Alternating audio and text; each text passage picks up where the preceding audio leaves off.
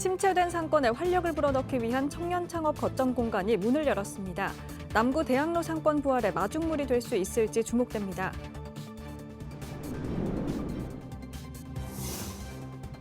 (22일부터) 국민 90%에게 2차 민생지원금이 지급됩니다. 어떤 경우 지원금을 받을 수 없는지 살펴봤습니다.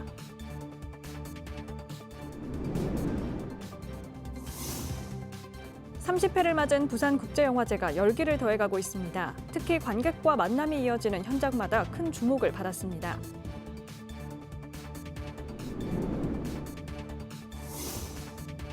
지난 17일 전국체전과 전국장애인체전 자원봉사자 발대식을 사직 실내체육관에서 개최했습니다.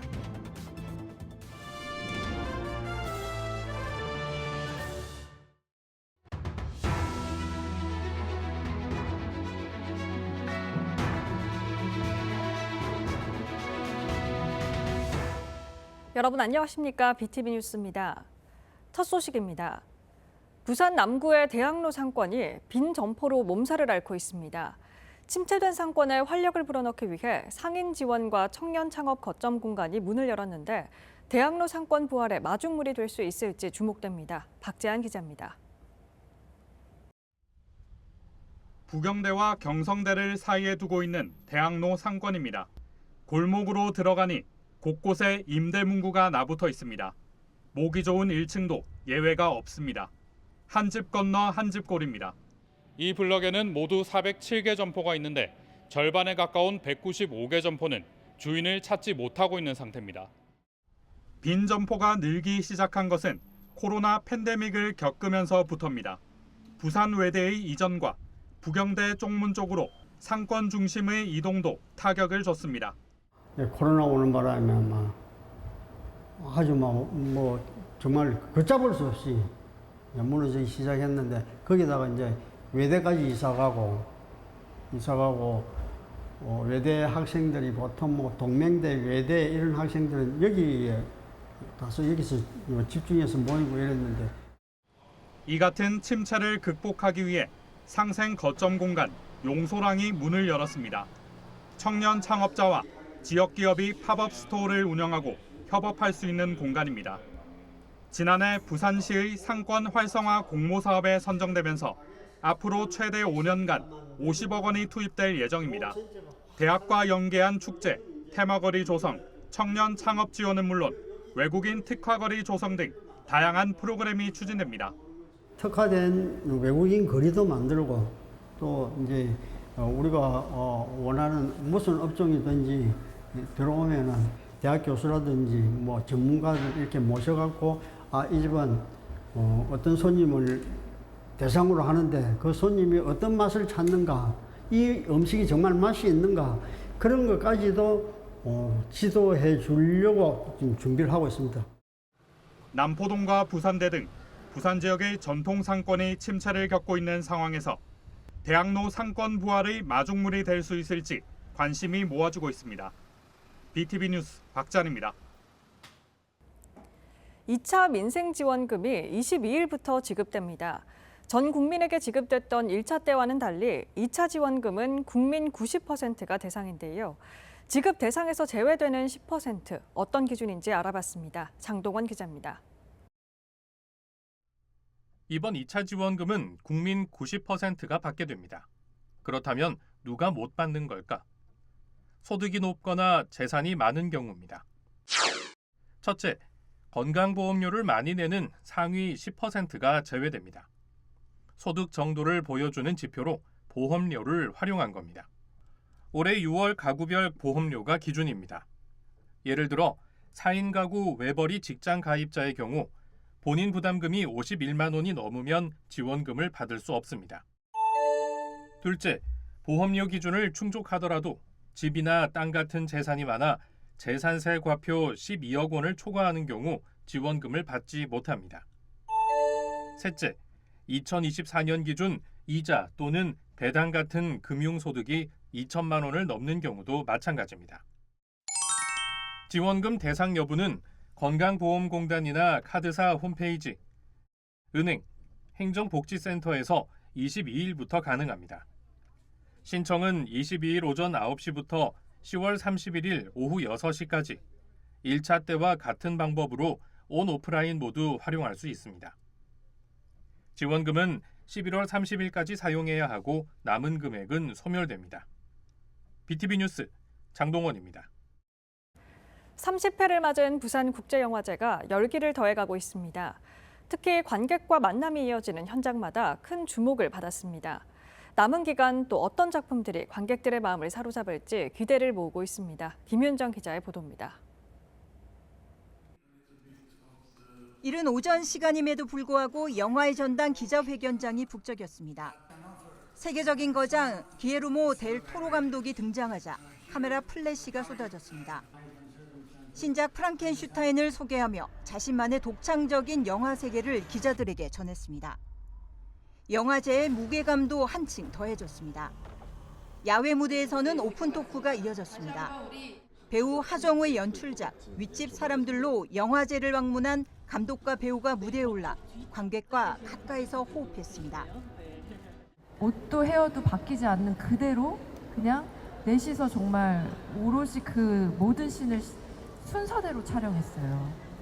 그러면서 긴 시간을 하루 종일 대사를 막 4명이서 계속 해야 되는 그런 영화였는데 아파트라는 일상적인 공간 속에 층간소음으로 만나게 되면서 벌어지는 이야기를 그렸습니다. 엄청나게 리딩을 많이 했거든요.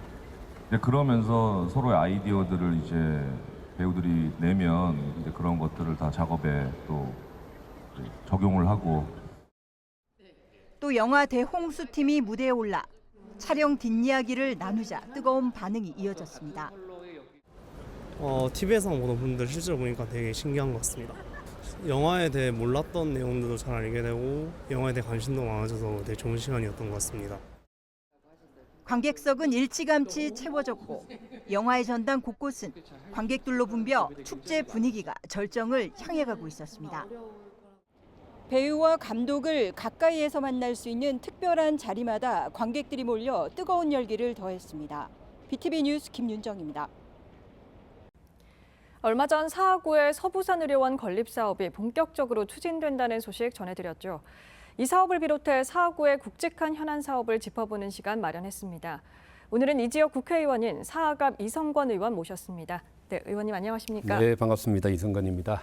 예, 앞서 말씀드렸던 것처럼 서부산의료원 건립 사업이 최근 민간 업체와 사업자와 협약을 맺고 본궤도에 올랐습니다. 사업의 향후 일정이 궁금한데요. 네, 지금 서부산의료원은 순풍에 돛을 단듯이 잘 진행될 것이라고 봅니다. 원래 애초에 진행되면서 난관이 있었습니다.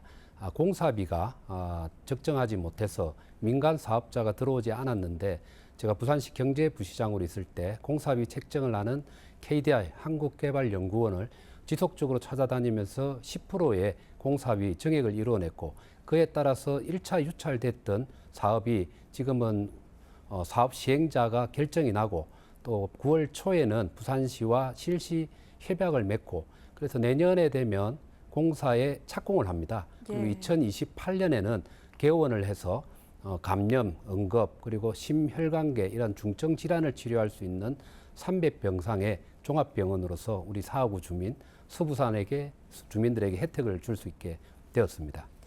예, 그리고 을숙도 국가도시공원 지정을 위해서 관련 법안을 대표 발의하셨는데 현재 어떻게 진행되고 있을까요? 네, 이것도 2016년도에 국가도시공원을 지정할 수 있는 법적인 기반이 마련되었습니다만 요건이 아주 까다로웠습니다. 300만 제곱미터 이상의 땅이 필요로 한데 을숙도가 거기에 해당이 되지 않거든요. 그래서 제가 법안을 100만 제곱미터 이상으로 조정을 했기 때문에 을숙도가 270만 정도 됩니다. 그래서 을숙도가 국가도시공원으로 조성될 수 있는, 지정될 수 있는 법적 요건을 맞추었고 이 법이 통과되고 난 이후에 국토부에서 1년 동안의 시행령을 준비를 하게 됩니다. 그 1년 뒤에는 지정을 하게 될 건데 부산시와 또 이 사업을 추진해왔던 시민단체와 함께 전략적으로 대응을 해서 대한민국에서 제1호의 국가도시공원을 지정받도록 할 예정입니다. 예, 이와 관련해서 시민사회 환경단체는 낙동강 하구가 세계 자연유산에 등재돼 있어서 국가도시공원에 지정되면 자연 훼손을 우려하고 있습니다. 이에 대한 입장은 어떠신가요? 그 점에 대해서는 크게 우려하지 않아도 될 겁니다. 보존과 또 개발을 같이 함께 할 수 있는, 상생할 수 있는 그런 방향으로 생각합니다. 을숙도는 전 세계에서 유래를 찾아볼 수 없는 철새 도래지이고 그런 부분들은 보존해 가면서 도심지 안에 있는 도시공원으로서 주민들이 와서 즐길 수 있고 또 지역 경제 활성화 또 문화 생태와 관련된 관광지로 만들어 나가는 데 있어서 크게 배치되는 것이 아니기 때문에 그런 우려는 크게 안 해도 될 것으로 봅니다. 예, 그럼 만약 이 울숙도가 국가도시공원으로 지정된다면 1호가 되는 건가요? 네, 맞습니다. 지금 목표를 대한민국에서 1호 국가도시공원을 지정하는 것을 목표로 하고 있습니다. 예, 꼭 그렇게 됐으면 좋겠다는 생각이 드네요. 예, 의원님께서는 또 얼마 전에 국회에서 글로벌 허브 도시 특별법과 관련된 토론회를 개최하셨습니다. 이 토론회 내용을 간략히 소개해 주신다면요. 네, 아무래도 대한민국은 수도권과 비수도권 간의 격차가 아주 심각하게 벌어지고 있는 상황입니다. 그런 측면에 있어서 부산을 중심으로 한 남북권의 대한민국의 새로운 성장축을 만들자. 그런 의미에서는 부산이 잘하고 있는 것, 특히 물류, 또 금융, 그리고 또 첨단 산업과 같은 것을 육성할 수 있는 법안이 글로벌 허브 도시 특별법입니다. 이거에 지금 제가 소속돼 있는 행정안전위원회에 계류되어 있는 상황입니다. 그래서 국회 안에서 공감대 형성을 위해서 최근에 글로벌 허브 도시 특별법 추진을 위한 그러한 토론회를 개최했고 많은 호응을 받아 있는 상황입니다.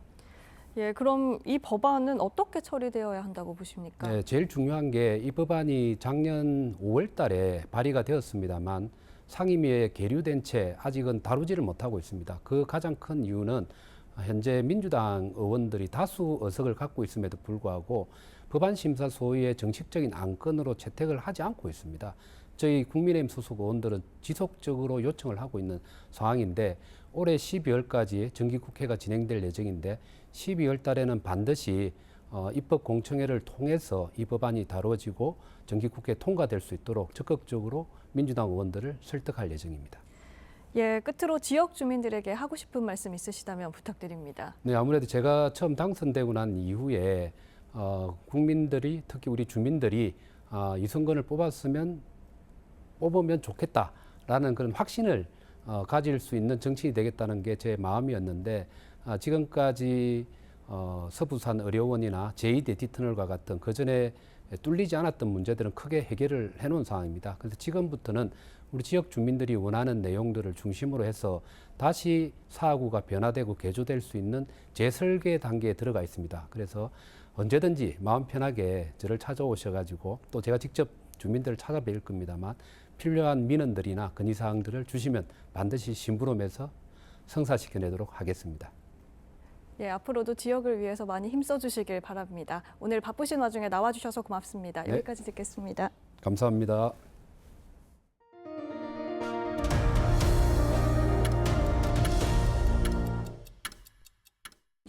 부산시와 부산자원봉사센터는 지난 17일 전국체전과 전국장애인체전 자원봉사자 발대식을 사직 실내체육관에서 개최했습니다.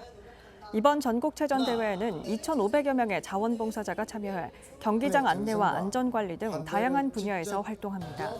시는 성공적인 대회 개최를 위해 자원봉사자들과 함께 준비에 만전을 기한다는 계획입니다. 부산 울산 지역의 해양수산 분야 AI 융합 연구 거점이 지난 15일 국립부경대학교 용당 캠퍼스에서 문을 열었습니다. 해양수산 AI 융합 공동연구센터는 해양수산 분야의 첨단 AI 기술을 융합하는 산학협력 공동연구를 위해 운영됩니다. 부경대와 유니스트, 부산테크노파크, 울산테크노파크는 센터의 예산 확보와 공동연구, 기술 사업화, 전문 인력 양성 등 다양한 분야에서 협력하기로 했습니다. 2025 부산국제건축제가 부산 백스코에서 개최됐습니다.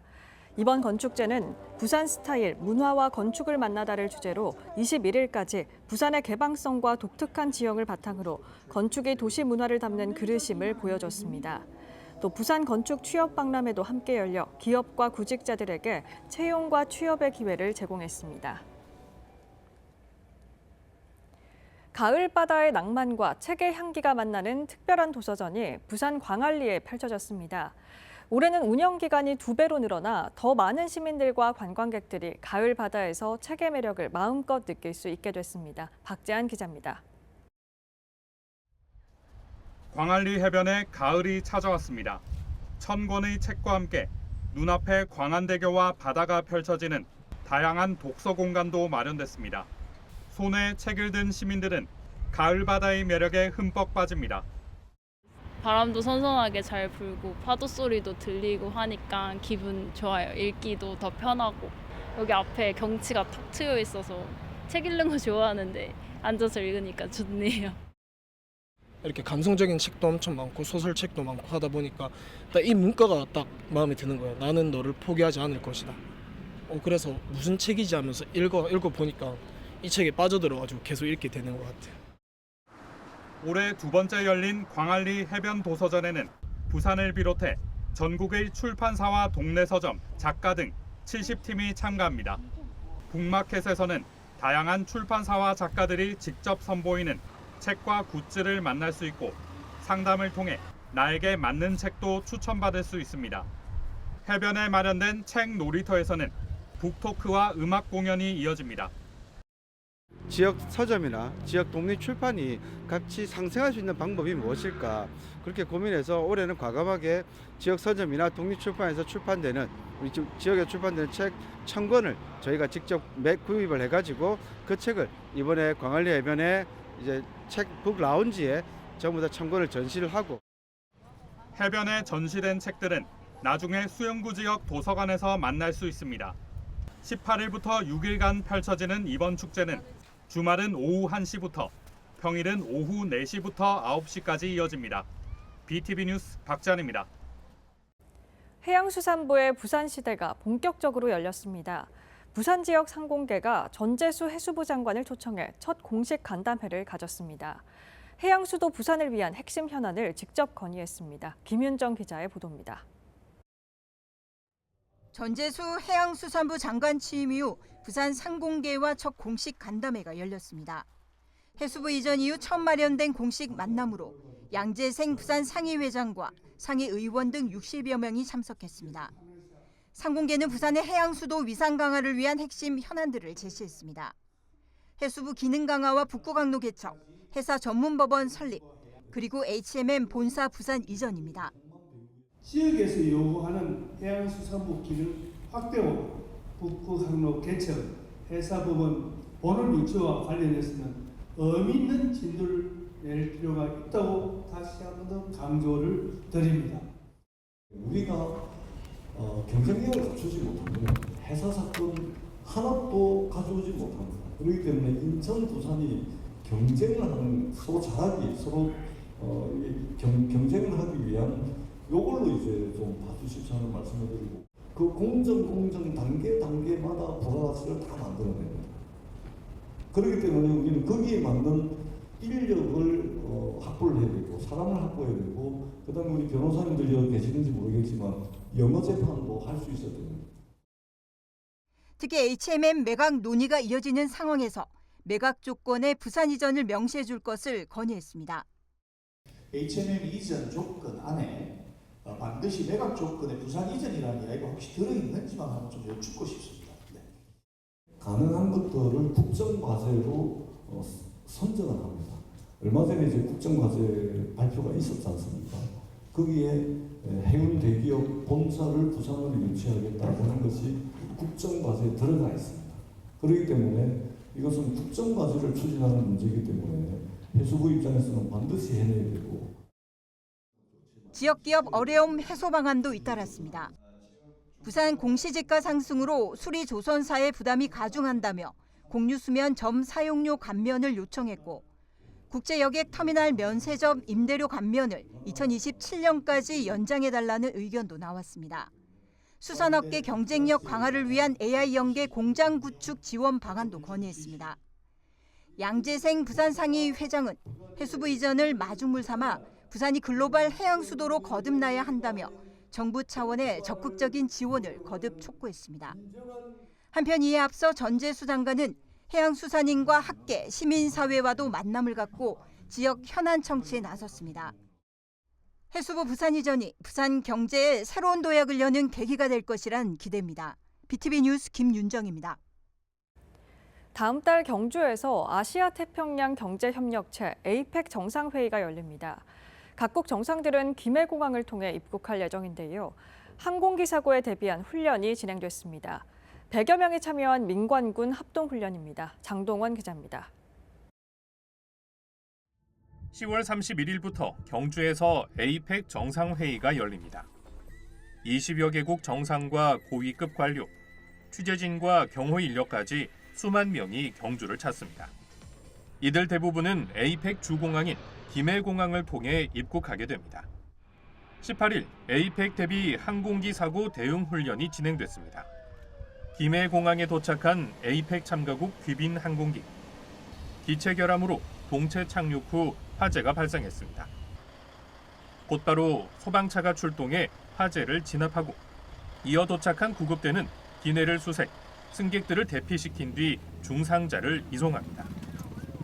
여기에는 헬기도 동원됐습니다. 긴급 상황 수습 후에는 동체 착륙한 항공기를 들어올리는 훈련이 진행됐습니다. 이번 훈련은 공군 5 공중기동비행단 주최로 공항공사와 강서구, 강서소방서, 대한항공 등 29개 기관 100여 명이 참가했습니다. 이번 항공기 비상 상황 발생 시 대응 능력과 민, 관, 군 협력 체계를 강화할 수 있었던 소중한 시간이었습니다. 에이펙 정상회의 주요 관문인 우리 김해 공항의 안전을 위해 모든 역량을 집중하여 최선을 다하겠습니다. 공군은 지난 4월부터 에이펙 지원단을 꾸려 공항 경호와 보안을 위한 시설 개선, 대테러 훈련 등을 진행하고 있다고 밝혔습니다. BTV 뉴스 장동원입니다. 남구 대학로 침체된 상권을 살리기 위한 민관 협력이 본격화됐습니다. 새롭게 마련된 거점센터가 지역 경제 회복의 디딤돌이 될 수 있을지 주목됩니다. 이상으로 BTV 뉴스를 마칩니다. 오늘 전해드린 소식은 유튜브 채널과 뉴스 홈페이지에서 다시 보실 수 있습니다. 시청자에게 힘이 되는 뉴스로 다시 찾아뵙겠습니다. 고맙습니다.